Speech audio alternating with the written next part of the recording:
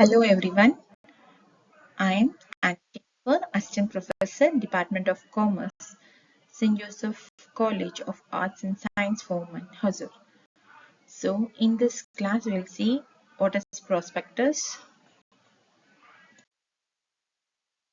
Prospectus means any document described or issued as prospectus and includes any notice, circular, advertisement or any other communication inviting offers from public for the subscription or purchase of any shares in or debentures of body corporate, inviting deposits from the public other than deposits invited by banking company or a financial institution approved by federal government, described as prospectus or otherwise. A company prospectus is realized by company to inform the public and investors of the various securities that are available. These documents describe about mutual funds, bonds, stocks, and other forms of investments offered by the company. A prospectus is generally accompanied by basic performance and financial information about the company. Prospectus is a formal legal document which is required by and filed with the SEC that provide detail upon on investment offering for sale to the public. It should contain the facts that an investor needs to make an informed investment decision. So what are the essentials of prospectus? The document should invite the subscription to the public share or debentures, or it should invite deposits.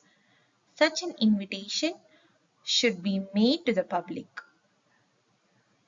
The invitation should be made by the company or on the behalf of the company. The invitation should relate to shares, debentures, or such other instruments. Which companies are required to issue the prospectus? Every public listed company who intends to offer shares or debentures of the company to the public. Every private company who ceases to be a private company and converts into a public company and intends to offer shares or debentures of the company to the public. So, contents of prospectus. For filing and issuing the prospectus of a public company, it must be signed and dated and contain all the necessary information as stated under Section 26 of the Companies Act 2013.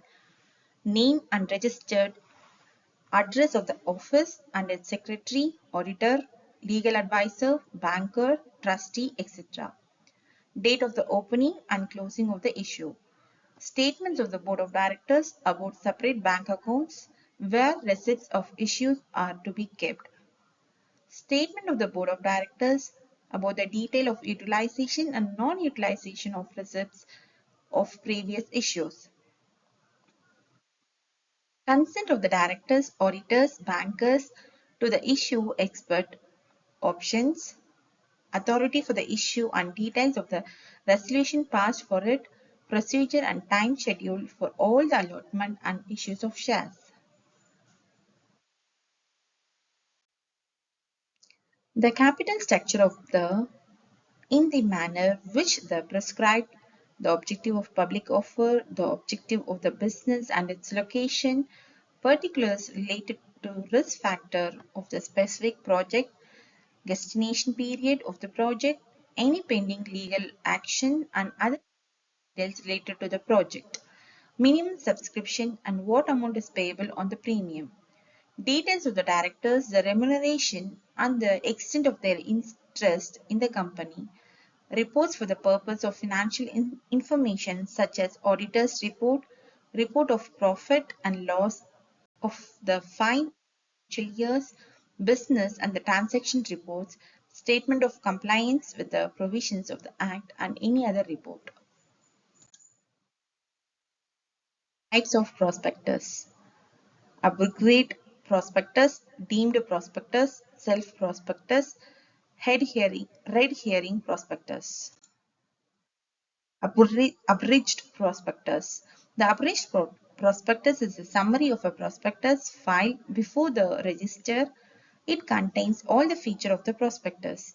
An abridged prospectus contains all the information of the prospectus in brief so that it should be convenient and quick for an investor to know all the useful information in short. Section 33, subsection 1 of the Companies Act 2013 also states that when any for the purchase of securities of the company is issued, it must be accompanied by the upgrade prospectus. It contains all the useful and materialistic information so that the investor can take a rational decision, and it also reduce the cost of public issues of capital, and as it is the short form of prospectus. What is deemed prospectus? A deemed prospectus has been stated under Section 25, subsection 1 of the Companies Act 2013. When any company to offer securities for the sale to the public allots or agrees to allot securities, the document will be considered as a deemed prospectus through which the offer is made to the public for the sale. The document is deemed to be a prospectus of a company for all purpose, and all information of content and the liabilities of prospectus will be applied upon it. Shelf prospectus. Shelf prospectus can be defined as a prospectus that can be issued by any public financial institution, company, or bank for one or more issues of securities or classes of securities as mentioned in the prospectus.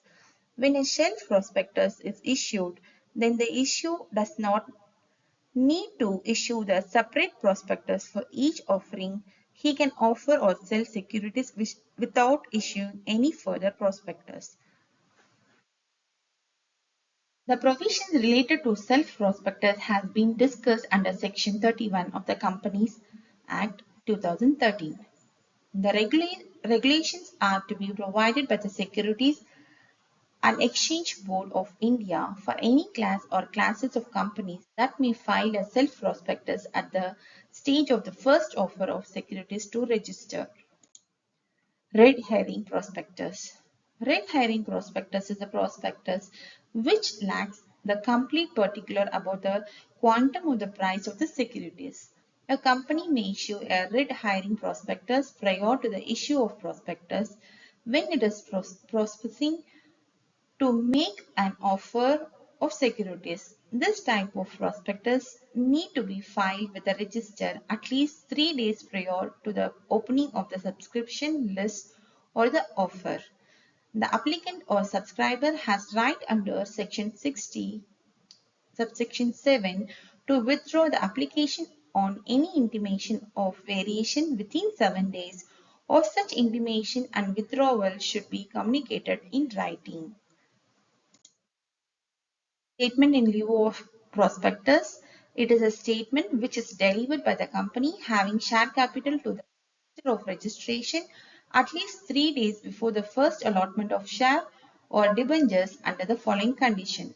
Where a company does not issue prospectus, or where a company has issued a prospectus but has not proceeded to allot any of its shares offered to the public for subscription, slip SILOP is to be signed by every person who is named therein as a director or proposed director of the company.